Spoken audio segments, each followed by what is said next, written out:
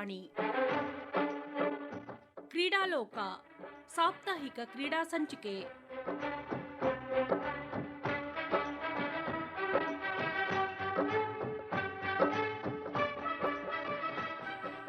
ನಮ್ಮೆಲ್ಲ ಕೇಳುಗರಿಗೆ ಹೊಸ ವರ್ಷದ ಶುಭಾಶಯಗಳು ಹಾಗೂ ವಾರ್ತಾ ಸಂಚಿಕೆ ಕ್ರೀಡಾಲೋಕಕ್ಕೆ ಆತ್ಮೀಯ ಸ್ವಾಗತ. ಇಂದಿನ ಸಂಚಿಕೆಯಲ್ಲಿ ಇತ್ತೀಚೆಗೆ ಕರ್ನಾಟಕ ಒಲಿಂಪಿಕ್ ಸಂಸ್ಥೆ ನೀಡಿದ 2023ನೇ ವರ್ಷದ ವಾರ್ಷಿಕ ಪ್ರಶಸ್ತಿ ಪಡೆದ ಕ್ರೀಡಾ ಪತ್ರಕರ್ತ ಗಿರೀಶ್ ದೊಡ್ಡಮನಿ ಅವರ ಜೊತೆ ಸಂದರ್ಶನ ಕೇಳೋಣ.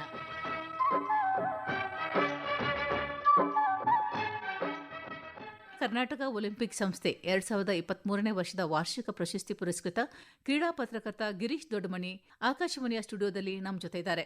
ಎಲ್ಲ ಕೇಳುಗರ ಪರವಾಗಿ ನಿಮಗೆ ಶುಭಾಶಯಗಳನ್ನು ಹೇಳುತ್ತಾ ಕಾರ್ಯಕ್ರಮಕ್ಕೆ ಸ್ವಾಗತ ನೀಡ್ತಾ ಇದ್ದೇನೆ. ಧನ್ಯವಾದ ಮೇಡಮ್. ಹೊಸ ವರ್ಷದಂದು ಹೊಸ ಅತಿಥಿಯಾಗಿ ನಮ್ಮ ಸ್ಟುಡಿಯೋಗೆ ಬಂದಿದ್ದೀರಿ. ಹೊಸ ವರ್ಷ ಆಗಿರ್ಬೋದು, ಬಟ್ ಆಕಾಶವಾಣಿಗೆ ನಾನು ಹೊಸಬ ಅಲ್ಲ. ಶಾಲಾ ದಿನಗಳಿಂದಲೂ ನಾನು ಆಕಾಶವಾಣಿಯ ನಂಟು ಹೊಂದಿದವನು. ಧಾರವಾಡ ಆಕಾಶವಾಣಿಯಲ್ಲಿ ಹಲವಾರು ಕಾರ್ಯಕ್ರಮಗಳನ್ನು ಕೊಡ್ತಾ ಇದ್ದೆ. ಮೈಸೂರಲ್ಲಿದ್ದಾಗಲೂ ಕೂಡ ಮೈಸೂರು ಆಕಾಶವಾಣಿಗೆ ಹೋಗ್ತಾ ಇದ್ದೆ. ಬೆಂಗಳೂರಿಗೆ ಬಂದ ಮೇಲೆ ಬೆಂಗಳೂರು ಆಕಾಶವಾಣಿಯಲ್ಲೂ 16 ಕಾರ್ಯಕ್ರಮ ಕೊಟ್ಟಿದ್ದೀನಿ. ಹೊಸ ವರ್ಷದ ದಿನ ಬಂದಿರೋದು ವಿಶೇಷ.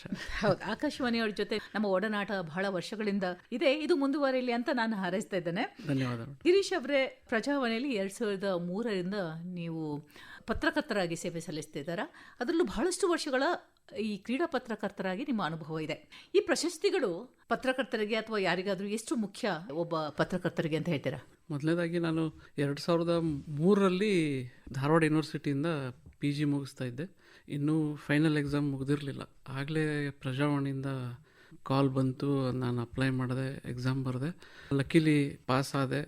ಏಪ್ರಿಲ್ 1, 2003ರಲ್ಲಿ ಹುಬ್ಬಳ್ಳಿ ಕಚೇರಿ ಪ್ರಜಾವಾಣಿಯಲ್ಲಿ ನಾನು ಟ್ರೈನಿ ಪತ್ರಕರ್ತ ಆಗಿ ಸೇರಿಕೊಂಡೆ. ನನ್ನ ಒಡನಾಟ ಸ್ಪೋರ್ಟ್ಸ್ ಜೊತೆಗೆ ಮೊದಲಿಂದನೂ ಇತ್ತು. ವಿದ್ಯಾರ್ಥಿ ಜೀವನದಲ್ಲೂ ಕೂಡ ನಾನು ಕ್ರೀಡೆಯ ಬಗ್ಗೆ ಸಾಕಷ್ಟು ಆಸಕ್ತಿ ಹೊಂದಿದ್ದೆ. ಚೆಸ್ ಆಡ್ತಾ ಇದ್ದೆ, ಕ್ರಿಕೆಟ್ ಆಡ್ತಾ ಇದ್ದೆ.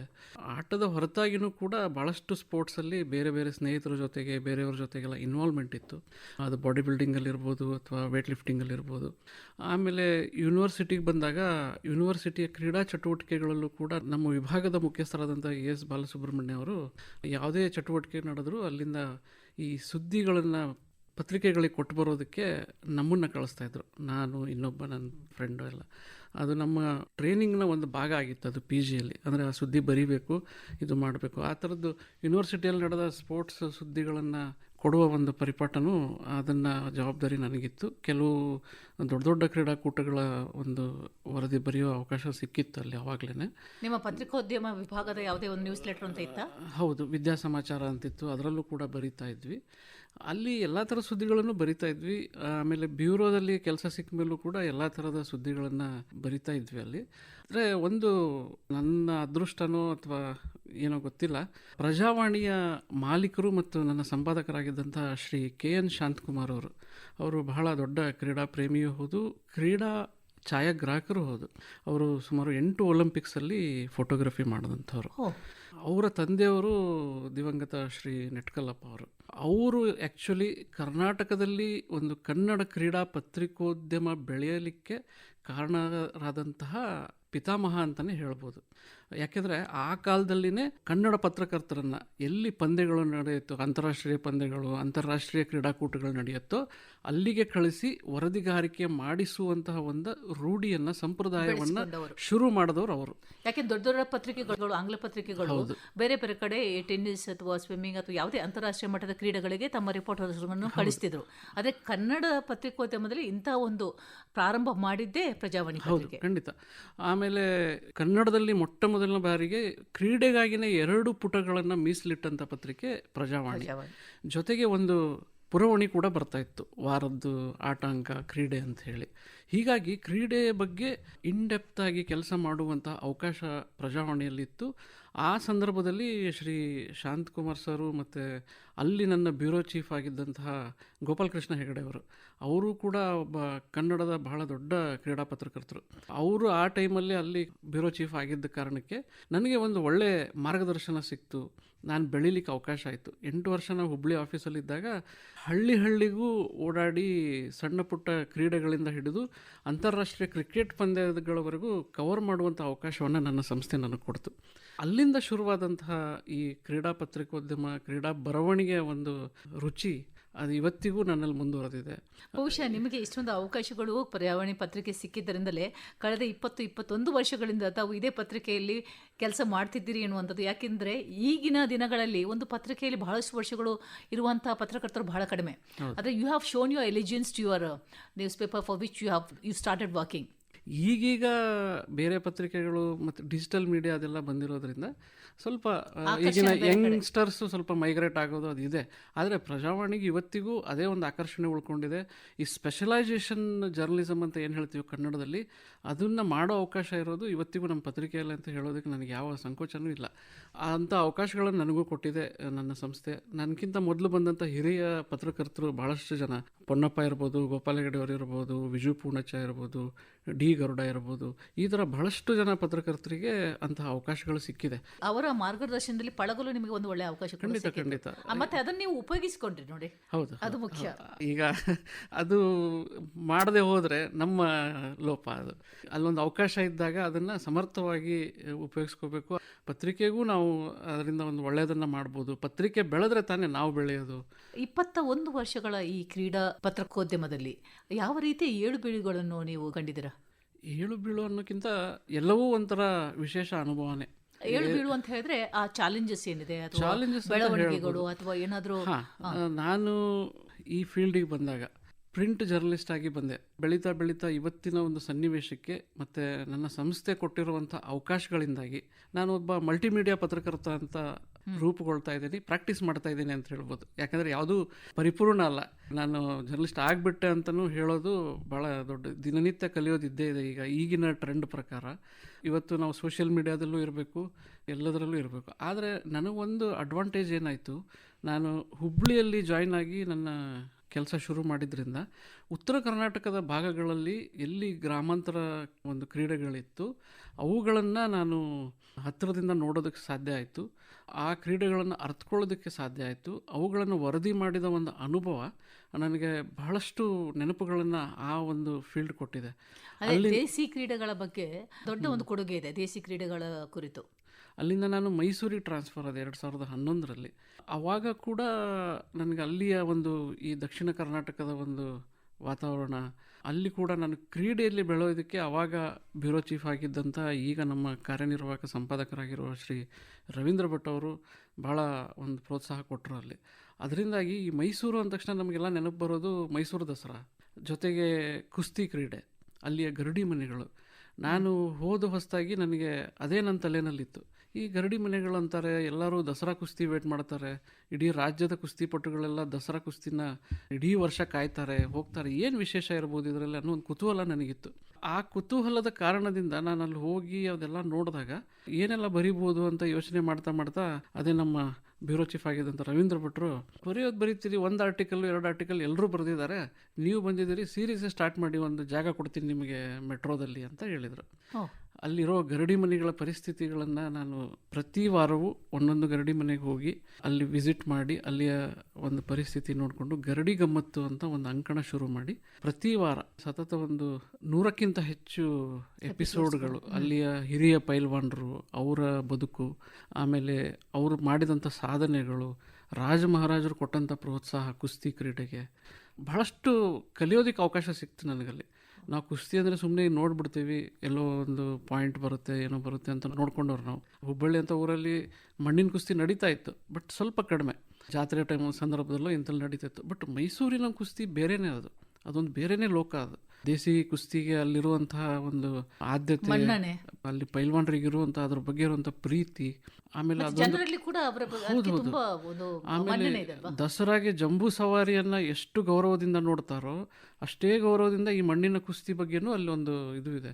ಅದ್ರ ಹಿಂದೆ ಇರೋ ವೈಜ್ಞಾನಿಕ ಅಂಶಗಳು, ಆ ಒಂದು ಟ್ರೆಡಿಷ್ನಲ್ಲು ವ್ಯಾಲ್ಯೂಗಳು, ಆಮೇಲೆ ಆರೋಗ್ಯಕ್ಕೆ ಸಂಬಂಧಪಟ್ಟಂಥ ಸಾಮಾಜಿಕವಾಗಿ ಆ ಕುಸ್ತಿ ಹೆಂಗಲ್ಲಿ ಆ ಒಂದು ಸಮಾಜವನ್ನು ಕಟ್ಟಬಹುದು, ಯುವ ಜನಾಂಗವನ್ನು ಯಾವ ಥರ ಕಟ್ಬೋದು ಅನ್ನೋದು ಭಾಳಷ್ಟು ನಾನು ಅದನ್ನು ಅರ್ಥಕೊಳ್ಳೋಕೆ ಸಾಧ್ಯ ಆಯಿತು.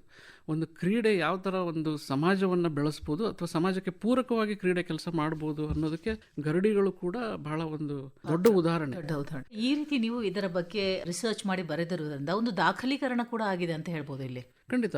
ಅಲ್ಲಿ ಕೆಲವು ಗರಡಿಗಳು ನಾಶ ಆಗ್ತಾ ಇದ್ವು. ಅದು ಪ್ರಜಾವಾಣಿಯಲ್ಲಿ ಬಂದ ನಂತರ ಅಧಿಕಾರಿಗಳ ಗಮನಕ್ಕೆ ಹೋಗಿ ಅದಕ್ಕೊಂದಿಷ್ಟು ದುಡ್ಡು ಬಂದು ಅವೆಲ್ಲ ರಿನೋವೇಟ್ ಆಯಿತು. ಜನರಲ್ಲೂ ಒಂಥರ ಜಾಗೃತಿ ಬರೋಕ್ಕೆ ಶುರುವಾಯಿತು. ಯಾರ್ಯಾರು ಕುಸ್ತಿಯನ್ನು ಬಿಟ್ಬಿಟ್ಟಿದ್ರು ಅವರೆಲ್ಲ ಬೆಳಕಿಗೆ ಬರೋಕ್ಕೆ ಶುರುವಾದರು. ಅವರೇ ಬಂದು ಮಾಹಿತಿ ಕೊಡೋಕ್ಕೆ ಶುರು ಮಾಡಿದರು. ನೋಡಿ ಅವ್ರದ್ದು ಬರೆದ್ರಿ, ನಮ್ಮಲ್ಲಿ ಇಷ್ಟು ಹಳೆ ಗರಡಿ ಇತ್ತು, ಇಂಥ ದಾಖಲೆ ಇದೆ ನಮ್ಮ ಹತ್ರ, ನೋಡಿ ನಮ್ಮ ಬಗ್ಗೆನೂ ಸ್ವಲ್ಪ ಬೆಳಕು ಚೆಲ್ಲಿ ಅಂತ ಆ ದಾಖಲೆಗಳನ್ನೆಲ್ಲ ಪರಿಶೀಲನೆ ಮಾಡಿ ಸತ್ಯಾಂಶ ಏನಿದೆ ಅದನ್ನು ತಿಳ್ಕೊಂಡು ಬರೆಯುವಂತಹ ಅವಕಾಶಗಳು ನನಗೆ ಸಿಗ್ತಾ ಹೋಯಿತು. ಅದು ಒಂಥರ ಮೆಗಾ ಸೀರಿಯಲ್ ಥರನೇ ಬಂದ್ಬಿಡ್ತದು. ಅಷ್ಟು ಅವಕಾಶವೂ ಸಿಕ್ತು ನಮ್ಗೆ. ಆವಾಗ ಬರೆದ್ವಿ. ಗರಡಿ ಗಮ್ಮತ್ತು ಅಂತೇಳಿ ಭಾಳ ಒಂದು ಪಾಪ್ಯುಲರ್ ಆಯಿತು. ಅದರಿಂದ ಮೈಸೂರು ಕುಸ್ತಿಗೂ ಒಂದಷ್ಟು ಹೆಲ್ಪ್ ಆಗಿದೆ. ಅದರ ಬಗ್ಗೆ ಹೆಮ್ಮೆ ಇದೆ ನನಗೆ. ಸೊ ನಿಮ್ಮ ಆಸಕ್ತಿಯಿಂದ ಈ ಥರ ಒಂದು ಇದು ಮಾಡಿದ್ದು ಕೂಡ ಒಂದು ಕ್ರೀಡೆಗೆ ಪುನರುಜ್ಜೀವನ ಸಿಕ್ಕಿತು ಅಂತ ಹೇಳಿದ್ರೆ ಅದು ದೊಡ್ಡ ಸಾಧನೆ ಗಿರೀಶ್. ಈ ರೀತಿ ನಿಮ್ಮ ಕೊಡುಗೆಗಳು ಬೇರೆ ಬೇರೆ ಕ್ರೀಡೆಗಳಿಗೆ ಆಗಿದೆ. ಅಂದರೆ ವಿಶೇಷವಾಗಿ ನಿಮಗೆ ಹಾಕಿ, ರೆಸ್ಲಿಂಗ್, ಕ್ರಿಕೆಟ್, ಟೆನ್ನಿಸ್ ಇದರ ಬಗ್ಗೆ ಹೆಚ್ಚು ಆಸಕ್ತಿ. ಬಟ್ ಇತ್ತೀಚಿನ ದಿನಗಳಲ್ಲಿ ನೀವು ಕ್ರಿಕೆಟ್ ಕಡೆ ಹೆಚ್ಚು ಗಮನ ಹರಿಸಿದಾಗೆ ಕಾಣ್ತಿದೆ. ಬೆಂಗಳೂರಿಗೆ ಟ್ರಾನ್ಸ್ಫರ್ ಆಗಿ ಬಂದಮೇಲೆ ಹೆಚ್ಚು ಕ್ರಿಕೆಟ್ ಕವರ್ ಮಾಡುವಂಥ ಅವಕಾಶಗಳು ಸಿಕ್ತು ನನಗೆ. ಬೇರೆ ಸ್ಪೋರ್ಟ್ಸ್ನೂ ಮಾಡ್ತೀನಿ. ಇಲ್ಲಿ ನಮ್ಮದೊಂದು ಟೀಮ್ ಇರೋದ್ರಿಂದ ಕ್ರಿಕೆಟು ಸ್ವಲ್ಪ ಮಾಡುವಂಥ ಅವಕಾಶಗಳು ನನಗೆ ಜಾಸ್ತಿ ಕೊಟ್ಟರು. ಇಲ್ಲಿ ನಡೆಯುವಂಥ ಅಂತಾರಾಷ್ಟ್ರೀಯ ಪಂದ್ಯಗಳು, IPL ಮ್ಯಾಚಸ್ಸು, ಆಮೇಲೆ Ranji matches, first class matches ಇವೆಲ್ಲ ನೋಡುವಂಥ ಅವಕಾಶ ಸಿಕ್ತು. ಮತ್ತು ಅವುಗಳನ್ನು ಬರೆಯುವಂಥ ಅವಕಾಶವೂ ಸಿಕ್ಕಿದೆ. ಆಗಾಗ ಬೇರೆ ಬೇರೆ ಸ್ಪೋರ್ಟ್ಸು ಮಾಡ್ತಾ ಇರ್ತೀನಿ. ಆದರೆ ನಿಮಗೆ ಇಲ್ಲಿ ಬೆಂಗಳೂರಿಗೆ ಟ್ರಾನ್ಸ್ಫರ್ ಮಾಡಿ ದೊಡ್ಡ ತಪ್ಪು ಮಾಡಿದೆ ಅಂತ ಅನಿಸುತ್ತೆ. ಖಂಡಿತ ಇಲ್ಲ. ಬೆಂಗಳೂರು ಬಂದ ಮೇಲೆ ನನ್ನನ್ನು ಜಾಸ್ತಿ ಜನ ಗುರುತಿಡೋಕ್ಕೆ ಸ್ಟಾರ್ಟ್ ಮಾಡಿದ್ರು. ಆಮೇಲೆ ಕ್ರಿಕೆಟ್ ಒಂದು ಪಾಪ್ಯುಲರ್ ಗೇಮ್ ಅಲ್ವಾ, ಕ್ರಿಕೆಟ್ ಬರೆಯೋಕೆ ಶುರು ಮಾಡಿದ ಮೇಲೆ ನನ್ನ ಕಾಂಟ್ಯಾಕ್ಟ್ಸ್ ಇನ್ನೂ ಚೆನ್ನಾಗಾಯಿತು. ಆದರೆ ಕ್ರಿಕೆಟ್ ಬಗ್ಗೆ ಎಲ್ರಿಗೂ ಗೊತ್ತಿದೆ, ಬಹಳಷ್ಟು ದೇಸಿ ಕ್ರೀಡೆಗಳು ಇನ್ನೂ ಕೂಡ ಅದಕ್ಕೆ ಸಿಗಬೇಕಾದ ಮನ್ನಣೆ ಸಿಗ್ತಾ ಇಲ್ಲ. ಅಂದರೆ ಬೇರೆ ಬೇರೆ, ಈಗ ನೀವು ಮೈಸೂರಿಗೆ ಹೋದ್ರೆ ಅಲ್ಲಿ ಹುಬ್ಬಳ್ಳಿ ಧಾರವಾಡದಲ್ಲಿ ಅಲ್ಲಿದ್ದಾಗ ಅಲ್ಲಿಯ ದೇಸಿ ಕ್ರೀಡೆಗಳ ಬಗ್ಗೆ ಬರೆದ್ರಿ. ಇದೇ ರೀತಿ ಬಹುಶಃ ಬೇರೆ ಎಲ್ಲೋ ಆದ್ರೂ ಹೋಗಿದ್ರೆ ಇನ್ನೂ ಹೆಚ್ಚು ಈಗಲೂ ಅವಕಾಶ ಇದೆ. ಆದರೆ ಈಗ ಸ್ವಲ್ಪ ಬದಲಾದ ಸನ್ನಿವೇಶದಲ್ಲಿ ನನಗೆ ಇಲ್ಲಿ ಬೆಂಗಳೂರು ಬಂದಮೇಲೆ ಒಂದು ಭಾಳ ದೊಡ್ಡ ಲಾಭ ಆಗಿದ್ದೇನು ಅಂತಂದರೆ ಡಿಜಿಟಲ್ ಇದರಲ್ಲೂ ಕೆಲಸ ಮಾಡುವಂಥ ಅವಕಾಶಗಳು ಸಿಕ್ತು. ಹಾಗಾಗಿ ಕೋವಿಡ್ ಟೈಮಲ್ಲಿ ನನಗೆ ಯೂಟ್ಯೂಬಲ್ಲಿ ಒಂದು ಸೀರೀಸ್ ಮಾಡೋದಕ್ಕೆ ಅವಕಾಶ ಕೊಟ್ಟರು. ಆ ಟೈಮಲ್ಲಿ ನಾನು ಎಲ್ಲ ಕ್ರೀಡೆಗಳನ್ನು, ನಾನು ಟ್ರಾವೆಲ್ ಮಾಡ್ತಾ ಇದ್ದ ಸಂದರ್ಭದ ಎಲ್ಲ ಕ್ರೀಡೆಗಳ ಬಗ್ಗೆನೂ ಅದರಲ್ಲಿದ್ದಂತಹ ಬಿಟ್ಟು ಹೋದಂತಹ ಅಂಶಗಳು, ಸ್ವಾರಸ್ಯಕರ ಅಂಶಗಳನ್ನು ಇಟ್ಕೊಂಡು ಆ ಯೂಟ್ಯೂಬ್ ಕಾರ್ಯಕ್ರಮಗಳನ್ನು ಮಾಡ್ತಾ ಬಂದೆ. ಕ್ಯಾಚ್ ಇಟ್ ಅಂತ ಕಾರ್ಯಕ್ರಮಗಳು, ಕ್ಯಾಚ್ ಇಟ್ ಕ್ರೀಡಾಕಥೆಗಳು. ಮತ್ತು ಇಲ್ಲಿದ್ದಾಗ ಪಾಡ್ಕಾಸ್ಟ್ ಶುರುವಾಯಿತು ನಮ್ಮಲ್ಲಿ, ಕನ್ನಡ ಧ್ವನಿ ಸ್ಟಾರ್ಟ್ ಆದಾಗ. ಅದರಲ್ಲೂ ಕೂಡ ಕ್ರೀಡಾ ಕಾರ್ಯಕ್ರಮಗಳ ಬಗ್ಗೆ ಮಾತುಕತೆಗಳು, ಹೆಚ್ಚಾಗಿ ಈ ಉದ್ದೀಪನ ಮದ್ದಿನ ಒಂದು ಪರಿಣಾಮಗಳು, ಅದನ್ನು ಡಾಕ್ಟರ್ಸ್ ಜೊತೆಗೆ ಒಂದು ಡಿಸ್ಕಷನ್ನು, ಆ ಥರದ ಕಾರ್ಯಕ್ರಮಗಳು. ಆಮೇಲೆ ಬೆಂಗಳೂರು ಅಂತಂದರೆ ಬರೀ ಕ್ರಿಕೆಟ್ ಅಲ್ಲ, ಇಲ್ಲಿ ಸ್ವಿಮ್ಮಿಂಗ್ ಕೂಡ ತುಂಬ ಚೆನ್ನಾಗಿದೆ. ಭಾಳ ಇಂಟರ್ನ್ಯಾಷನಲಿ ಒಲಿಂಪಿಕ್ಕಲ್ಲಿ ಎಲ್ಲ ಹೋದಂಥ ಈಜುಪಟುಗಳು ಇಲ್ಲಿಂದ ಹೋಗ್ತಾರೆ. ಅಂದರೆ ಭಾರತದಲ್ಲಿ ಕರ್ನಾಟಕ ಮತ್ತು ಮಹಾರಾಷ್ಟ್ರ ಈಜಿನಲ್ಲಿ ಕರ್ನಾಟಕವೇ ನಂಬರ್ 1. 25-30 ವರ್ಷದಿಂದ ನಾವು ಈಜಿನ ನಂಬರ್ 1 ಸ್ಥಾನವನ್ನು ಬಿಟ್ಟುಕೊಟ್ಟೇ ಇಲ್ಲ ಯಾರಿಗೂ. ಅದಾಗಿರ್ಬೋದು. ಆಮೇಲೆ ಅಥ್ಲೆಟಿಕ್ಸು ಚೆನ್ನಾಗಿತ್ತು. ಈವನ್ ಫುಟ್ಬಾಲ್ ಚೆನ್ನಾಗಿದೆ. ಇಲ್ಲಿ ISL ಮ್ಯಾಚಸ್ ನಡೆಯುತ್ತೆ, ಪ್ರೋ ಕಬಡ್ಡಿ ಮ್ಯಾಚಸ್ ನಡೆಯುತ್ತೆ. ಅಂದರೆ ನಾನು ಈಗ ಹುಬ್ಬಳ್ಳಿ ಮೈಸೂರಿನ ಮಣ್ಣಿನ ಕಬಡ್ಡಿಯನ್ನು ಕವರ್ ಮಾಡೋದಕ್ಕೂ ಇಲ್ಲಿ ಮ್ಯಾಟ್ ಮೇಲಿನ ಕಬಡ್ಡಿ ಕವರ್ ಮಾಡೋದಕ್ಕೂ ಡಿಫ್ರೆನ್ಸ್ ಇದೆ. ಆ ಡಿಫ್ರೆನ್ಸ್ ಬಿಟ್ಟರೆ ಸ್ಪೋರ್ಟ್ಸ್ಗಳನ್ನು ಅದೇ ಥರ ನಾನು ಎಂಜಾಯ್ ಮಾಡ್ತೀನಿ, ನೋಡ್ತೀನಿ, ಅದೇ ಥರನೇ ಬರೀತೀನಿ. ಜನಕ್ಕೆ ಹೆಂಗೆ ಕಮ್ಯುನಿಕೇಟ್ ಮಾಡಬೇಕು ಆ ಥರ ಕಮ್ಯುನಿಕೇಟ್ ಮಾಡೋದಕ್ಕೆ ಪ್ರಯತ್ನ ಮಾಡ್ತೀನಿ. Girish Doddamani, you have been moving with the time ಅಂತ ಹೇಳಿದ್ರೆ, ಈಗ ಕೇವಲ ಬರೆಯೋದು ಮಾತ್ರ ಅಲ್ಲ, ಅದಕ್ಕೆ ತಕ್ಕಂತೆ ನೀವು ಈಗ ವಿಡಿಯೋ ಮಾಡ್ತಾ ಇದ್ರಿ ಯೂಟ್ಯೂಬಲ್ಲಿ, ಆನಂತರ ಪಾಡ್ಕಾಸ್ಟ್ ಅಂದರೆ ಕನ್ನಡ ಧ್ವನಿ ಅಂತೇಳಿ ಆ ಎಪಿಸೋಡ್ಸ್ಗಳನ್ನು ಮಾಡುವಂಥ ಒಂದು ಕೆಲಸ ಕೂಡ ಮಾಡ್ತಾ ಇದ್ರಿ. ಅಂದರೆ ಕೇವಲ ಬರೆಯೋದರಲ್ಲಿ ಮಾತ್ರ ಅಲ್ಲ, ಅದನ್ನು ಈಗಿನ ಜನತೆಗೆ ಸರಿಯಾಗುವಂತೆ ಹೊಂದಿಸಿಕೊಳ್ಳುವಂತೆ ನೀವು ಅದನ್ನು ಕೂಡ ಮಾಡ್ತಾ ಇದ್ರಿ. ನೀವು ಅಂತಾರಾಷ್ಟ್ರೀಯ ಮಟ್ಟದಲ್ಲೂ, ರಾಜ್ಯ ಮಟ್ಟದಲ್ಲೂ, ರಾಷ್ಟ್ರ ಮಟ್ಟದಲ್ಲೂ ಈ ರೀತಿ ಕ್ರೀಡೆಯನ್ನು ಕವರ್ ಮಾಡಿದ್ರಿ. ಯಾವುದೇ ಒಂದು ಘಟನೆ ನಿಮಗೆ ಸ್ವಾರಸ್ಯಕರವಾದ ಘಟನೆ ನಿಮ್ಮ ಕ್ರೀಡಾ ಪತ್ರಿಕೋದ್ಯಮದಲ್ಲಿ ನೆನಪಿದೆಯಾ? ತುಂಬ ಇದ್ದಾವೆ. ಅದರಲ್ಲಿ ಕೆಲವು ನೆನಪು ಮಾಡ್ಕೋಬೋದಾದಂಥದ್ದಂದರೆ, ನಮಗೆ ನಮ್ಮ ಜಾಬ್ ಸ್ಯಾಟಿಸ್ಫ್ಯಾಕ್ಷನ್ ಅಂತ ಏನು ಹೇಳ್ತೀವಿ, ಆತ್ಮತೃಪ್ತಿ ಕೊಡುವಂತಹ ಬಹಳಷ್ಟು ಸಂದರ್ಭಗಳಿದ್ದಾವೆ. ಹುಬ್ಬಳ್ಳಿಯಲ್ಲಿ ನಾನು ಕೆಲಸ ಮಾಡ್ತಿರ್ಬೇಕಾದ್ರೆ ಒಂದು ಘಟನೆ ಹೇಳ್ತೀನಿ. ಸೈಕ್ಲಿಂಗ್, ನಮ್ಮ ಬಾಗಲಕೋಟೆ ಬಿಜಾಪುರದಲ್ಲಿ ಸೈಕ್ಲಿಂಗು ತುಂಬ ಜನಪ್ರಿಯ. ಇವತ್ತಿಗೂ ಅಲ್ಲಿಂದ ಅಂತಾರಾಷ್ಟ್ರೀಯ ಸೈಕ್ಲಿಸ್ಟ್ಗಳು ಬರ್ತಾರೆ. ಕರ್ನಾಟಕದಲ್ಲಿ ಇವತ್ತು ಜಾಸ್ತಿ ಸೈಕ್ಲಿಸ್ಟ್ಗಳಿರೋದೇ ವಿಭಜನಾ ಪೂರ್ವ ಬಿಜಾಪುರ ಜಿಲ್ಲೆಯಲ್ಲಿ. ಅಲ್ಲಿ ಸೈಕ್ಲಿಂಗ್ ಇದೆ ಅಂತಲ್ವಾ? ಸೆಪರೇಟ್ ರೋಡ್ ಮಾಡ್ತಾ ಇದ್ದಾರೆ, ಇನ್ನೂ ಮಾಡಿಲ್ಲ. ರೋಡ್ ಸೈಕ್ಲಿಂಗ್ ಎಲ್ಲ ಮಾಡ್ತಾರೆ. ಅಲ್ಲಿ ನೀಲಮ್ಮ ಮಲ್ಲಿಗವಾಡ ಅಂಥೇಳಿ ಒಬ್ಬ ಸೈಕ್ಲಿಸ್ಟ್, ಅವರು ನ್ಯಾಷನಲ್ಸಲ್ಲಿ 5 ಮೆಡ್ಲ್ ಗೆದ್ಕೊಂಡ್ಬರ್ತಾರೆ. ಅವರು ನಮ್ಮ ಆಫೀಸಿಗೆ ಬಂದಾಗ ಇಂಟರ್ವ್ಯೂ ಮಾಡಬೇಕಿತ್ತು. ಅವ್ರನ್ನ ಇಂಟರ್ವ್ಯೂ ಮಾಡ್ತಾ ಮಾಡ್ತಾ ಅವರಿಗೆ ಪೊಲೀಸ್ ಜಾಬ್ ಸಿಗುತ್ತೆ ಆ ಟೈಮಲ್ಲಿ. ಅದನ್ನು ಅವ್ರು ಹೇಳ್ಕೊತಾರೆ, ಪೊಲೀಸ್ ಜಾಬ್ ಸಿಕ್ಕಿದೆ ಸರ್ ಹಿಂಗೆ ಅಂತ. ಏನು ಮಾಡಿದ್ರಿ, ಅಷ್ಟೆಲ್ಲ ದುಡ್ಡು ಬಂತು, ಸಂಬಳ ಬಂತು. ತುಂಬ ಬಡತನ ಕುಟುಂಬದಿಂದ ಬಂದಂಥ ಹುಡುಗಿ, ಕೂಲಿ ಕೆಲಸ ಮಾಡ್ತಾಯಿದ್ರು ಅವ್ರ ಅಪ್ಪ ಅಮ್ಮ. ಏನು ಮಾಡಿದ್ರಿ? ಇಲ್ಲ, ನಮ್ಮ ತಂದೆ ನನಗೋಸ್ಕರ ಸಾಲ ಮಾಡಿ ಒಬ್ಬರು ಮನೆಯಲ್ಲಿ ಕೆಲಸಕ್ಕಿದ್ರು, ಆ ಸಾಲ ತೀರ್ಸೋಕ್ಕೆ ಅವ್ರ ಮನೆಯಲ್ಲಿ ಕೆಲಸಕ್ಕಿದ್ರು. ಜೀತದಾಳು ಒಂದು ರೀತಿಯಲ್ಲಿ ಅದೇ ಬಾಂಡೆಡ್ ಲೇಬರ್. ಅದು 10,000ನೋ 15,000 ನನಗೆ ಸೈಕಲ್ ಕೊಡಿಸೋದಕ್ಕೆ ಸಾಲ ಮಾಡಿದರು. ಅಲ್ಲಿ ಅವರು ಇದ್ದರು. ಆ ದುಡ್ಡು ಕೊಟ್ಟು ನಾನು ಬಿಡಿಸ್ಕೊಂಬಂದೆ ಅವ್ರನ್ನ ಅಂತ ಹೇಳ್ತಾ ಹೇಳ್ತಾ ಹತ್ಬಿಟ್ಲ ಹುಡುಗಿ. ಅದು ಭಾಳ ಒಂಥರ ಈ ಕಾಲದಲ್ಲೂ 2007-8 ಒಂದು ಸಂದರ್ಭದಲ್ಲೂ ಅದು ಆ ಥರ ಇದೆ ಅಂದಾಗ ಅದನ್ನೇ ನಾವು ಬರೆದಾಗ ಅದಕ್ಕೆ ಒಳ್ಳೆ ರೆಸ್ಪಾನ್ಸ್ ಸಿಕ್ತು. ಅವಳಿಗೆ ಒಂದಷ್ಟು ಇದು ಸಿಕ್ತು. ಈಗ ಎಲ್ಲೋ ರೈಲ್ವೇದಲ್ಲಿ ಕೆಲಸ ಆಗಿದೆ ಆ ಹುಡುಗಿಗೆ. ಆ ಥರ ಇನ್ನೊಬ್ಬ ಸೈಕ್ಲಿಸ್ಟ್ ಹುಡುಗ, ಅವನು ಬೆಳಿಗ್ಗೆ ಟೈಮಲ್ಲೆಲ್ಲ ಈ ಗಾರೆ ಕೆಲಸ ಮಾಡ್ತಾಯಿದ್ದ. ನಮ್ಮ ಕಡೆ ಗೌಂಡಿ ಅಂತ ಹೇಳ್ತಾರೆ, ಹುಬ್ಳಿ ಧಾರವಾಡ ಕಡೆ. ಇಡೀ ದಿನ ಅಲ್ಲಿ ಕೆಲಸ ಮಾಡಿ ಸಾಯಂಕಾಲ ಬಂದು ಸೈಕ್ಲಿಂಗ್ ಪ್ರಾಕ್ಟೀಸ್ ಮಾಡ್ತಿದ್ದ ಅವನು ನ್ಯಾಷನಲಲ್ಲಿ ಗೋಲ್ಡ್ ಮೆಡಲ್ ತೊಗೊಂಡು ಬರ್ತಾನೆ. ಇಂತಹ ನೂರಾರು ಕಥೆಗಳು ಅಲ್ಲಿ ಸಿಕ್ಕು ನನಗೆ ಬರೆಯೋದು. Inspirational stories. ಇನ್ನೊಬ್ಬ ಹುಡುಗಿ, ಆ ಹುಡುಗಿಯ ತಾಯಿ ಅವರ ಊರಿನ ಬಸ್ ಸ್ಟ್ಯಾಂಡ್ ಮುಂದೆ ತರಕಾರಿ ಮಾರ್ತಾ ಇದ್ಲ ತಾಯಿ. ಅದರಿಂದ ಬಂದಂಥ ದುಡ್ಡಲ್ಲಿ ಮನೇನೂ ನಡಿಬೇಕು, ಈ ಹುಡುಗಿಯ ಸೈಕ್ಲಿಂಗ್ ಹವ್ಯಾಸವೂ ನಡಿಬೇಕು. ನ್ಯಾಷನಲ್ಲಿ ಹೋಗೋದಕ್ಕೆ ಅವಳಿಗೆ ಸೈಕಲ್ ತೊಗೊಳಕ್ಕೆ ದುಡ್ಡಿರಲಿಲ್ಲ. ಆ ಟೈಮಲ್ಲಿ ನಮ್ಮಲ್ಲಿ ಆ ವರದಿ ಬಂದಾಗ, ಸಹೋದ್ಯೋಗಿ ಒಬ್ಬರು ಬಿಜಾಪುರದಿಂದ ಬರೆದಿದ್ದರು. ಆ ವರದಿ ಬಂದಾಗ ಒಬ್ಬ ಅಲ್ಲಿಯ ಬ್ಯಾಂಕ್ ಅಧ್ಯಕ್ಷರು ಅವಳಿಗೆ ಸೈಕಲ್ ಕೊಡಿಸ್ತಾರೆ. ಅವಳಲ್ಲಿ ಹೋಗಿ ಪದಕ ತೊಗೊಂಬರ್ತಾಳೆ. ಆವಾಗ ಅವಳು ಎಷ್ಟು ಖುಷಿ ಪಡ್ತಾಳೆ ಅಂದರೆ, ಪೇಪರಲ್ಲಿ ಬಂದಿದ್ದಕ್ಕೆ ನನಗೆ ಇಂಥ ಒಂದು ಅವಕಾಶ ಸಿಕ್ತು ಅಂತೇಳಿ. ಈ ಥರದ್ದು ಘಟನೆಗಳು ಸಾಕಷ್ಟಿದೆ. ಆಮೇಲೆ ಮೈಸೂರಲ್ಲಿದ್ದಾಗ ಒಬ್ಬರು ಗಣಿತದ ಮೇಷ್ಟ್ರು, ಟಿ ನರಸೀಪುರದ ಹತ್ರ ಒಂದು ಸ್ಕೂಲ್ ಇದೆ. ಗಣಿತದ ಮೇಷ್ಟ್ರು ತೆಂಗಿನ ತೋಟದಲ್ಲಿ ಮಕ್ಕಳಿಗೆ, ಊರಿನ ಮಕ್ಕಳಿಗೆ ಸ್ಕೂಲ್ ಮುಗಿದ ಮೇಲೆ ಖೋಖೋ ಕಲಿಸ್ತಾರೆ. ಮಂಜುನಾಥ್ ಅಂತೇನೋ ಅವ್ರ ಹೆಸರು. ಅದು ಯಾರೋ ನನಗೆ ಹೇಳಿದರು, ಹಿಂಗಿದೆ ನೀವು ಬಂದು ನೋಡಬೇಕು ಅಂತ. ಆಯಿತು ಅಂತ ಹೋದೆ. ಅಲ್ಲಿ ಹೋಗಿ ನೋಡಿದರೆ ಇಡೀ ಊರೇ ಟ್ರಾನ್ಸ್ಫಾರ್ಮ್ ಆಗಿದೆ. ಅದೊಂಥರ ಖೋಖೋ ವಿಲೇಜ್ ಆಗಿಬಿಟ್ಟಿದೆ. ಅದು ಯಾರ ಮನೆಗೆ ಹೋದರೂ ನನ್ನ ಮಗಳು ಖೋಖೋ ಆಡ್ತಾಳೆ, ನನ್ನ ಮಗ ಖೋಖೋ ಆಡ್ತಾನೆ. ಅಂತಹ ಒಂದು ಕ್ರಾಂತಿನೇ ಆ ಮನುಷ್ಯ ಮಾಡಿಬಿಟ್ಟಿದ್ದ. ನೀವು ಬಿಲೀವ್ ಮಾಡೋದಿಲ್ಲ, ಇಂಡಿಯಾ ಟೀಮಲ್ಲಿ ಅಲ್ಲಿಯ 6 ಜನ ಹುಡುಗಿಯರಿದ್ದರು, ಒಬ್ಬ ಹುಡುಗಿ ಕ್ಯಾಪ್ಟನ್ ಕೂಡ ಆದ್ಲು. ಅಂದರೆ ಒಂದು ವ್ಯಕ್ತಿ ಏನಾದರೂ ಪ್ರಯತ್ನ ಪಟ್ಟು ಮನಸ್ಸು ಮಾಡಿ ಪ್ರಯತ್ನ ಪಟ್ಟರೆ ಏನೆಲ್ಲ ಬದಲಾವಣೆ ಆಗ್ಬೋದು, ಕ್ರಾಂತಿ ಆಗುತ್ತೆ ಎನ್ನುವುದಕ್ಕೆ ಇದೊಂದು ಒಳ್ಳೆಯ ಉದಾಹರಣೆ. ಆಮೇಲೆ ಕುಸ್ತಿನಲ್ಲೂ ಕೂಡ ಒಬ್ಬರು ದೇಶಿ ಕುಸ್ತಿಯ ರೆಫ್ರಿ. ಅಲ್ಲೊಂದಿಷ್ಟು ಜಾತಿ ಸಂಘರ್ಷಗಳು ನಡೀತಾ ಇತ್ತು ಮೊದಲು ಕುಸ್ತಿನಲ್ಲಿ. ಈ ಮೇಲ್ವರ್ಗದವ್ರ ಜೊತೆಗೆ ಕೆಳವರ್ಗದವ್ರು ಆಡಂಗಿಲ್ಲ, ಹಂಗೆ ಹಿಂಗೆ ಅಂತ. ಆವಾಗ ಫಸ್ಟು ರೆಫ್ರಿ ಆಗಿದ್ದು ಇವರು ಗಾಂಧಿನಗರದ ರಾಮಯ್ಯನವರು. ಅವರು ನನ್ನ ಇಂಟರ್ವ್ಯೂ ಮಾಡಿದಾಗ ಅವರು ಆ ಕಥೆಗಳನ್ನೆಲ್ಲ ಹೇಳ್ತಾ ಬಂದರು. ನನ್ನಿಂದ ಶುರುವಾಯಿತು, ನನ್ನನ್ನು ಇಂಥವ್ರು ಕೆಲವರು ಶಿವನಂಜಪ್ಪನ ಅಂಥವರು ಎಲ್ಲರೂ ನನ್ನನ್ನು ರೆಫ್ರಿ ಮಾಡೋದಕ್ಕೆ ಎಷ್ಟು ಹೋರಾಟ ಮಾಡಿ ಇಡೀ ವ್ಯವಸ್ಥೆಯನ್ನು ವಿರುದ್ಧ ಹಾಕ್ಕೊಂಡು ನನ್ನನ್ನು ರೆಫ್ರಿ ಮಾಡಿ ಕಣಕ್ಕೆ ಇಳಿಸಿದರು ಅಖಾಡಕ್ಕೆ. ಅಲ್ಲಿಂದ ಎಲ್ಲ ಜಾತಿಯವರು ಕೂಡಿ ಕುಸ್ತಿ ಆಡೋದಕ್ಕೆ ಅನುಕೂಲ ಆಯಿತು ಅಂತ ಅವರು 70-72ನೇ ವಯಸ್ಸು ಅವರಿಗೆ ತುಂಬ ಭಾವುಕರಾಗಿ ಹೇಳಿದರು. ಅವರು ಆ ಟೈಮಲ್ಲಿ ಹೋರಾಟ ಹೆಂಗೆ ಮಾಡಿರ್ಬೇಕು ಅವರೆಲ್ಲ ಅನ್ನೋದು, ಅದನ್ನು ಅವರು ಹೇಳ್ತಾ ಹೋದಂಗೆ ನನಗೆ ಅದು ಭಾರಿ ವಿಚಿತ್ರ ಅನ್ನಿಸ್ತು. ಕುಸ್ತಿಯಲ್ಲಿ ಈಗ ನಾನು ಕಂಡಂಗೆ ಕುಸ್ತಿ ಬೇರೆನೆ. ಹೌದು, ಅಂದರೆ ಈ ರೀತಿ ಜಾತಿ ವ್ಯವಸ್ಥೆ ಅದರೊಳಗೆ ಇದೆ ಎನ್ನುವುದು ಅದರ ಅಡಿಯಲ್ಲಿ ಸಿಲುಕಿಕೊಂಡಿದೆ ಅಂತ ಹೇಳಿ ನಮಗೆ ಎನಿಸ್ಲಿಕ್ಕೂ ಸಾಧ್ಯ ಅಲ್ವಾ? ಅಂಥ ಒಂದು ಕಥೆನ ಬರೆದಾಗ ನನಗೆ ಅದು ಭಾರಿ ಒಂಥರ ಎಂಥ ಒಂದು ಇದಕ್ಕೆ ನಾನು ವಿಟ್ನೆಸ್ ಆದೆ. ಇತ್ತೀಚೆಗೆ ಅವರು ತೀರೋದ್ರು. ಅವ್ರು ಇರಬೇಕಾದ್ರೆ ಅವರ ಒಂದು ಸಾಮೀಪ್ಯ ಸಿಕ್ತಲ್ಲ ಅನ್ನೋ ಒಂದು ಸಾರ್ಥಕತೆ ಇದೆ. ಅದು ಬಿಟ್ಟರೆ ನಾನು ಕ್ರಿಕೆಟ್ ಕವರ್ ಮಾಡೋಕ್ಕೆ ಹೋದಾಗ ಸಚಿನ್ ತೆಂಡೂಲ್ಕರು ಡಬಲ್ ಸೆಂಚುರಿ ಮಾಡಿದರು. ಒಳ್ಳೆ ಕ್ರಿಕೆಟಲ್ಲಿನೇ ಮೊಟ್ಟ ಮೊದಲ ದ್ವಿಶತಕ ಅದು. ಗ್ವಾಲಿಯರಲ್ಲಿ ಸಚಿನ್ ಸ್ಕೋರ್ ಮಾಡ್ತಾರೆ. ಅದನ್ನು ನಾನು ನೇರವಾಗಿ ಕವರ್ ಮಾಡಿದ್ದೆ. ಅದೊಂದು ಬಹಳ ದೊಡ್ಡ ನೆನಪು. ಅದು ಬಿಟ್ಟರೆ ವೀರೇಂದ್ರ ಸೆಹ್ವಾಗೂ ನೆಕ್ಸ್ಟ್ ಆ ದಾಖಲೆಯನ್ನು ಮೀರಿ ನಿಲ್ತಾರೆ ಇಂದೋರಲ್ಲಿ. ಅದನ್ನು ಕೂಡ ನಾನು ಕವರ್ ಮಾಡಿದೆ. ಜೊತೆಗೆ ಹಾಕಿ 2008ರಲ್ಲಿ ನಾವು ಹಾಕಿ ಕ್ವಾಲಿಫೈ ಆಗಿರಲಿಲ್ಲ ಒಲಿಂಪಿಕ್ಸಿಗೆ ಇಂಡಿಯಾದವರು. ಅದಕ್ಕಾಗಿ ನಾವು 2012 ಕ್ವಾಲಿಫಿಕೇಷನ್ನಿಗೆ 11ರಲ್ಲಿ ನಾವು ಕ್ವಾಲಿಫೈಯರ್ ಆಡಬೇಕಿತ್ತು. ಅದು ಡೆಲ್ಲಿನಲ್ಲಿ ನಡೀತು. ವಿದೇಶ ಟೀಮ್ಗಳೆಲ್ಲ ಬಂದಿತ್ತು, ಒಳ್ಳೊಳ್ಳೆ ಟೀಮ್ಗಳೆಲ್ಲ ಬಂದಿತ್ತು. ಆವಾಗ ನಮ್ಮ ಕರ್ನಾಟಕದ 6 ಜನ ತಂಡದಲ್ಲಿದ್ದರು. ಹಾಂ, ಈ ಸುನೀಲ್ ಆಗಿರ್ಬೋದು, SV ಸುನೀಲು, ರಘು, ಇವರೆಲ್ಲ ಇದ್ದರು ಅದರಲ್ಲಿ ಆ ಟೈಮಲ್ಲಿ. ಭರತ್ ಶೆಟ್ಟಿ ಅಂತ. ಆ ಟೈಮಲ್ಲಿ ಆ ಒಂದು ಇಡೀ ಟೂರ್ನಮೆಂಟನ್ನು, ರೋಡ್ ಟು ಲಂಡನ್ ಅನ್ನೋ ಒಂದು ಟೂರ್ನಮೆಂಟನ್ನು ಡೆಲ್ಲಿನಲ್ಲಿ ಕವರ್ ಮಾಡೋ ಅವಕಾಶ ನನಗೆ ಸಿಕ್ತು. ನಮ್ಮ ಕಚೇರಿಯಿಂದ, ನಾನು ಮೈಸೂರಲ್ಲಿದ್ದೆ, ಅಲ್ಲಿಂದಲೇ ನನಗೆ ಕಳಿಸಿದ್ರು.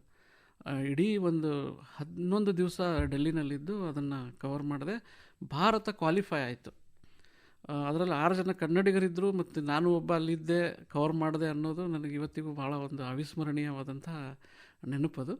ಅದು ಬಿಟ್ಟರೆ ಕ್ರಿಕೆಟಲ್ಲಿ ನಾನು ಟೂರ್ ಮಾಡಿದಾಗೆಲ್ಲ ಒಳ್ಳೊಳ್ಳೆ ಸಂಗತಿಗಳು, ರಣಜಿ ಮ್ಯಾಚಸ್ ಇರ್ಬೋದು, ಇಂಟರ್ನ್ಯಾಷನಲ್ ಮ್ಯಾಚಸ್ ಇರ್ಬೋದು. ತೀರಾ ಇತ್ತೀಚೆಗೆ ವಿಶ್ವಕಪ್ ಫೈನಲ್ ಮ್ಯಾಚ್ ಅಹಮದಾಬಾದಲ್ಲಿ ಅನ್ಫಾರ್ಚುನೇಟ್ಲಿ ಭಾರತ ಸೋಲ್ತು.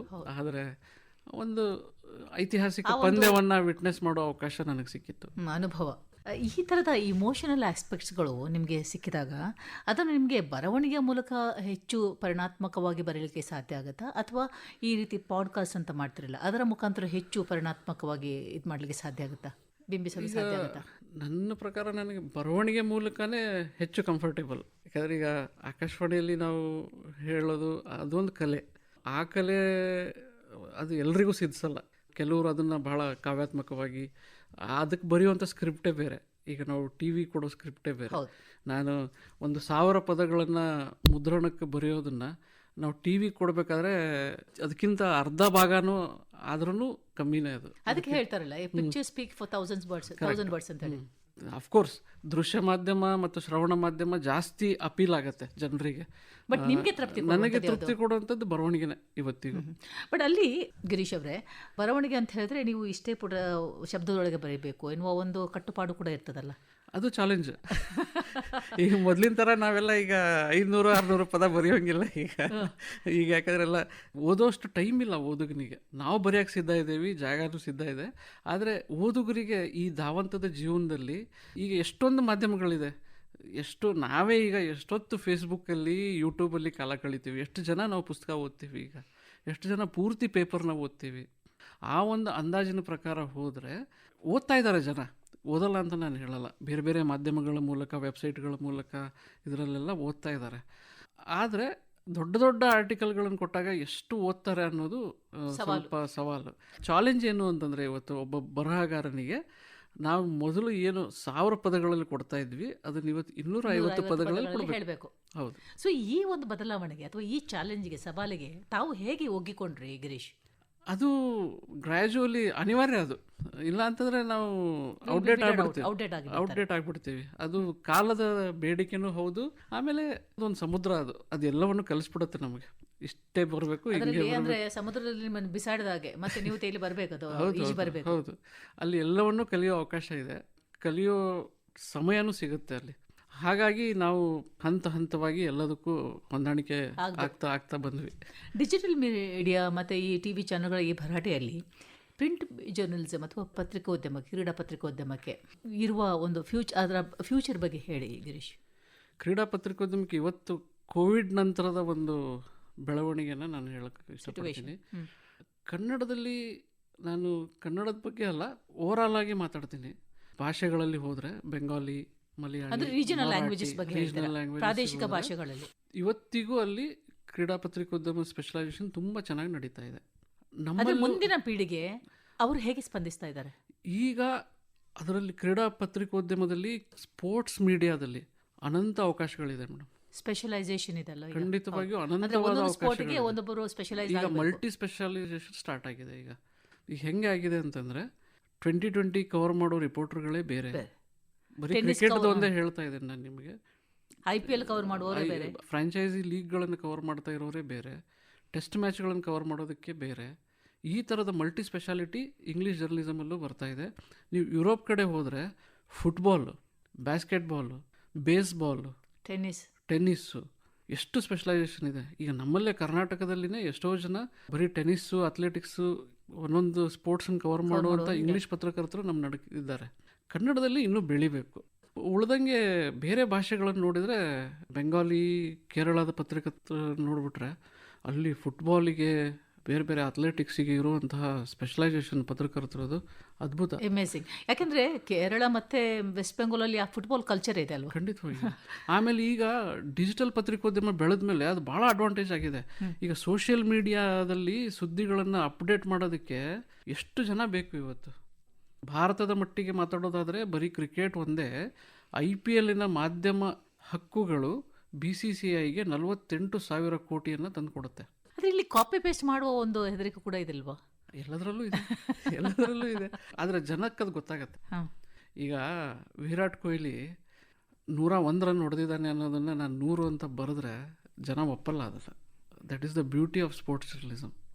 ಅಲ್ಲಿ ನಾವು ಶತಕ 100 ಅಷ್ಟೇ ಬರೆಯೋಣ ಬಿಡು ಅಂದ್ರೆ ಆಗಲ್ಲ. ಅವ್ನು 120 ಅಂದ್ರೆ 120 ಅದು. ಸರಿ, ನೀವು ಈ ರೀತಿ ಪ್ರಿಂಟಲ್ಲಿ ಮಾಡಿದಾಗ ಅಲ್ಲಿ ಏನಾದರೂ ದೊಡ್ಡ ತಪ್ಪು ಆದದ್ದು ನಿಮ್ಮ ಜೀವನದಲ್ಲಿ, ಮತ್ತೆ ನಿಮಗೆ ಅದು ತುಂಬ ಕಾಡಿದ್ದು ಅಂಥದ್ದು ಏನಾದರೂ ಇನ್ಸಿಡೆಂಟ್ ಇದೆಯಾ? ಯಾಕೆಂತೇಳಿದ್ರೆ ಈಗಿನ ಡಿಜಿಟಲಲ್ಲಿ ಏನಾದರೂ ಇದು ಮಾಡಿದ್ರೆ ಅದನ್ನು ಅಳಿಸ್ಬೋದು, ಆದರೆ ಪ್ರಿಂಟ್ ಮೀಡಿಯಾದಲ್ಲಿ ಒಂದ್ಸರಿ ಅದು ಜನರಿಗೆ ಹೋದ್ಮೇಲೆ ಅಲ್ಲಿ ಬದಲಾವಣೆ ಮಾಡೋದು ಕಷ್ಟ. ಆಗಿದ್ದಾವೆ ಕೆಲವೊಂದು ಪದಗಳು ಬರೆಯೋ ಹೊತ್ತಲ್ಲಿ, ಒತ್ತಡದಲ್ಲಿ, ರಾತ್ರಿ ಪಂದ್ಯಗಳನ್ನು ನೋಡಿ ಬರೆಯೋ ಹೊತ್ತು ಸ್ಕೋರ್ ಶೀಟಲ್ಲಿ ಎಷ್ಟೋ ಸರ್ತಿ ತಪ್ಪುಗಳಾಗಿದ್ದಾವೆ. ಆ ತಪ್ಪುಗಳು ಮುಂದೆ ಭವಿಷ್ಯದಲ್ಲಿ ರಿಪೀಟ್ ಆಗದೆ ಇರೋದಂಗೆ ಎಚ್ಚರಿಕೆ ವಹಿಸ್ಕೊಂಡು ಅದನ್ನೇ ಕಲಿಯೋಕ್ಕೆ ಒಂದು ಮೆಟ್ಲಾಗಿ ಬಳಸ್ಕೊಂಡು ಕಲಿತಾ ಇದ್ದೇವೆ. ಒಬ್ಬ ಕ್ರೀಡಾ ಪತ್ರಕರ್ತರಿಗೆ ಇರಬೇಕಾದ ಮುಖ್ಯ ಅಂಶಗಳು ಯಾವುದು ಗಿರೀಶ್? ಎಲ್ಲ ಪತ್ರಕರ್ತರಂತೆ ಕ್ರೀಡಾ ಪತ್ರಕರ್ತರಿಗೂ ಮುಖ್ಯವಾಗಿ ಭಾಷೆ ಇರಬೇಕು, ಭಾಷೆಯ ಬಗ್ಗೆ ಭಾಷೆಯ ಹಿಡಿತ ಇರಬೇಕು. ಆಮೇಲೆ ಸುದ್ದಿ ಗ್ರಹಿಕೆ ಇರಬೇಕು. ಈಗ ನಾವು ಜರ್ನಲಿಸಮಲ್ಲಿ ಹೇಳ್ತೀವಿ 5W1H ಅಂತ, ಅಂದರೆ where, what, why, when, how, ಆ ಥರದ 5W1H ಇಲ್ಲೂ ಕೂಡ ಅದು ಅಪ್ಲೈ ಆಗುತ್ತೆ.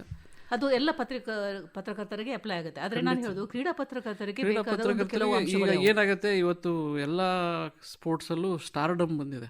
ಈಗ ನಾನು ಒಬ್ಬ ವೈಯಕ್ತಿಕ ವ್ಯಕ್ತಿಯಾಗಿ ನಾನು ಒಬ್ಬ ಕ್ರೀಡಾಪಟುವಿನ ಅಭಿಮಾನಿ ಆಗಿರ್ಬೋದು ಅಥವಾ ಒಂದು ತಂಡದ ಅಭಿಮಾನಿ ಆಗಿರ್ಬೋದು. ಅದರಲ್ಲಿ ಒಬ್ಬ ಪತ್ರಕರ್ತ ಆಗಿ ಕೂತ್ಕೊಂಡಾಗ ಅಲ್ಲಿದೇನು ನೈಜ ಸಂಗತಿಗಳಿದೆ ಅದನ್ನೇ ಬಿಂಬಿಸಬೇಕು. ಆ ಒಂದು ಮೈಂಡ್ಸೆಟ್ಟನ್ನು ನಾವು ಬೆಳೆಸ್ಕೋಬೇಕು. ಇವತ್ತು ಭಾರತ ಸೋತಿದೆ ಅನ್ನೋದನ್ನು ನಾನು ವಿಶ್ಲೇಷಣಾತ್ಮಕವಾಗಿ ಅದರಲ್ಲಿ ಏನು ತಪ್ಪುಗಳಿದೆ ಅದನ್ನು ನಾವು ಬರೀಲೇಬೇಕು. ನಾವೊಬ್ಬ ಭಾರತದ ಅಭಿಮಾನಿಯಾಗಿ ಅದನ್ನು ಮುಚ್ಚಿಡ್ತೀನಿ, ಅದನ್ನು ತೇಲಿಸಿ ಹೋಗ್ತೀನಿ ಅನ್ನೋ ಇದು ಇಲ್ಲ. ಆ ಒಂದು ಹಾನೆಸ್ಟಿ, ಆ ಒಂದು ಪ್ರಾಮಾಣಿಕತೆ ನಮ್ಮಲ್ಲಿ ಖಂಡಿತವಾಗಿಯೂ ಇರಬೇಕು. ಆಮೇಲೆ ಕ್ರೀಡಾ ಪತ್ರಕರ್ತರಿಗೆ ಒಂದು ಇತಿಹಾಸ, ಅಂದರೆ ನೀವು ಯಾವ ಕ್ರೀಡೆಯನ್ನು ಕವರ್ ಮಾಡ್ತೀರಿ ಅಥವಾ ನಿಮ್ಮ ಯಾವ ಸ್ಪೋರ್ಟ್ಸ್ಮನ್ನ ನೀವು ಮಾತಾಡಿಸ್ತೀರಿ ಅಥವಾ ಬರೀತೀರಿ, ಅದರ ಇತಿಹಾಸ, ಅದರ ವರ್ತಮಾನ, ಭವಿಷ್ಯದ ಬಗ್ಗೆ ಒಂದು ಕಲ್ಪನೆ ಇದ್ದರೆ ಒಳ್ಳೆಯದು. ಅಂದರೆ ಆ ಕ್ರಿಯೇಟಿವಿಟಿಯನ್ನು ನೀವು ನಿಮ್ಮ ಇಡೀ ರಿಪೋರ್ಟಲ್ಲಿ ತರ್ಬೋದು. ಯಾಕಂದರೆ ಈಗ ಒಂದು ಒಲಿಂಪಿಕ್ಸಲ್ಲಿ ಬಹುಶಿಸ್ತೀಯ ಕ್ರೀಡೆಗಳು ನಡೀತವೆ. ಎಲ್ಲ ಕ್ರೀಡೆಗಳ ನಿಯಮಗಳನ್ನು ನೀವು ತಿಳ್ಕೋಬೇಕು. ಕ್ರೀಡೆಗಳಲ್ಲಿ ಈಗ ಫ್ರ್ಯಾಂಚೈಸಿ ಲೀಗ್ಗಳೆಲ್ಲ ಬಂದಮೇಲೆ ನಿಯಮಗಳು ಅಪ್ಡೇಟ್ ಆಗ್ತಾನೆ ಇದ್ದಾವೆ, ಚೇಂಜ್ ಆಗ್ತಾ ಇದ್ದಾವೆ. ಹಾಗಾಗಿ ನೀವು ಪ್ರತಿದಿನವೂ ಅಪ್ಡೇಟ್ ಆಗಲೇಬೇಕು. That is the first demand. Otherwise it will showcase in your articles ಅಷ್ಟೇ. ಜನರು ಅದನ್ನು ಗ್ರಹಿಸ್ತಾರೆ. ಆಮೇಲೆ ಈಗಂತೂ ವೆಬ್ಸೈಟಲ್ಲಿ, ಫೇಸ್ಬುಕ್ಕಲ್ಲಿ ಬರೋದ್ರಿಂದ ಇಮ್ಮಿಡಿಯೇಟ್ ರಿಯಾಕ್ಷನ್ ಇರುತ್ತೆ ಅಲ್ಲಿ. ಸರಿ, ಇಷ್ಟೊಂದು ಸಾಧನೆ ಮಾಡಿದ್ರೆ ಈಗಾಗಲೇ ಸಾಧನೆ ಅಂತ ಹೇಳಿದ್ರೆ ನಿಮಗೆ ತೃಪ್ತಿ ಕೊಟ್ಟಿದೆ. ಇನ್ನೂ ಏನಾದರೂ ಮಾಡಬೇಕಿತ್ತು ಈ ವರ್ಷಗಳಲ್ಲಿ ಅಥವಾ ಮಾಡಲಿಲ್ಲ ಎನ್ನುವ ಕರೋಗಿದೆಯಾ? ಖಂಡಿತ ಅದಿದ್ದೇ ಇದೆ.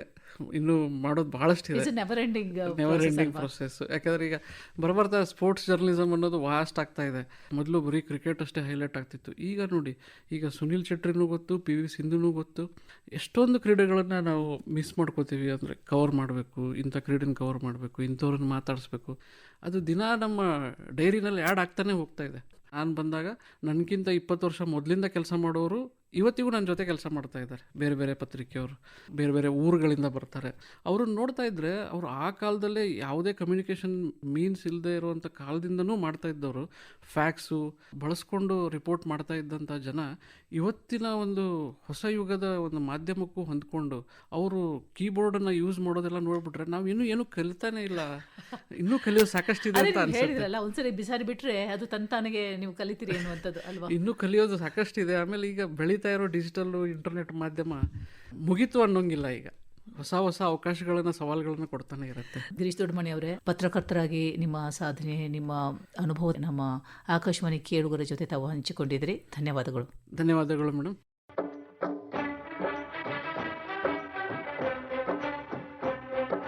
ಕ್ರೀಡಾಲೋಕದ ಇಂದಿನ ಸಂಚಿಕೆಯಲ್ಲಿ ನಮ್ಮ ಜೊತೆಯಾಗಿದ್ದವರು ಇತ್ತೀಚೆಗೆ ಕರ್ನಾಟಕ ಒಲಿಂಪಿಕ್ ಸಂಸ್ಥೆ ನೀಡಿದ 2023ನೇ ವರ್ಷದ ವಾರ್ಷಿಕ ಪ್ರಶಸ್ತಿ ಪಡೆದ ಕ್ರೀಡಾ ಪತ್ರಕರ್ತ ಗಿರೀಶ್ ದೊಡ್ಡಮನಿ. ಇದಾಗಿದ್ದು ಇಂದಿನ ಕ್ರೀಡಾಲೋಕ. ಮುಂದಿನ ಸಂಚಿಕೆಯಲ್ಲಿ ಮತ್ತೆ ಭೇಟಿಯಾಗೋಣ. ನಮಸ್ಕಾರ. ಸಾಪ್ತಾಹಿಕ ಕ್ರೀಡಾ ಸಂಚಿಕೆ ಕ್ರೀಡಾಲೋಕ ಕಾರ್ಯಕ್ರಮ ಕೇಳಿದ್ರಿ. ಪ್ರಸ್ತುತಿ ಫ್ಲೋರಿನ್ ರೋಷ್. ರಾಜ್ಯವ್ಯಾಪಿ ಪ್ರಸಾರವಾದ ಈ ಕಾರ್ಯಕ್ರಮ ಆಕಾಶವಾಣಿ ಬೆಂಗಳೂರು ಕೇಂದ್ರದ ಕೊಡುಗೆ.